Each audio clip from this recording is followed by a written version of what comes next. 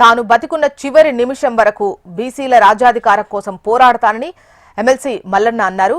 Janagama BC JAC ఆధ్వర్యంలో నూతనంగా గెలిచిన సర్పంచుల అభినందన సభకు ముఖ్య అతిథిగా హాజరయ్యారు. గతంలో తాను చెప్పిన 42% రిజర్వేషన్ అమలు సాధ్యం కాదని అసెంబ్లీ సాక్షిగా చెప్పిన మాటలే నిజమయ్యాయన్నారు.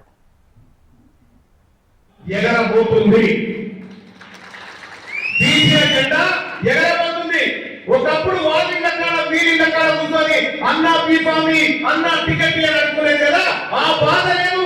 ఇలా బీసీలకు కూడా ఒక రాజకీయ పార్టీ వచ్చింది, మన బీఫాము మనమే తయారు చేసుకునేటువంటి ఒక అద్భుతమైనటువంటి అవకాశం వచ్చింది. అలా మీరు చాలా మంది కాంగ్రెస్ పార్టీ ఎమ్మెల్యేలు బీసీ ఎమ్మెల్యేలు ఆదిలను కలుస్తా ఉంటారు.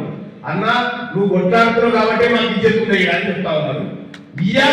ఈ బీసీ జేఏసీ ఉన్నంతసేపు మిమ్మల్ని చాలా మంది రెండు గౌరవిస్తారు, చాలా మంది మిమ్మల్ని పొగుడుతూ ఉంటారు, చాలా మంది మిమ్మల్ని ఉదాహరణ చేసుకుంటారు. చూడండి, ఇదే జరుగుతుంది. వన్స్ ఈ లేరనుకో వాళ్ళ కడిగిన దగ్గర కూడా రాజకీయ. అందుకోసమే మీరందరూ కూడా ఏది ఏమైనా సపోజ్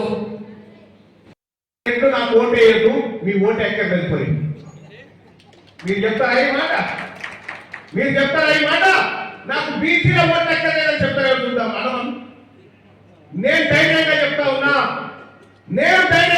ఉన్నా.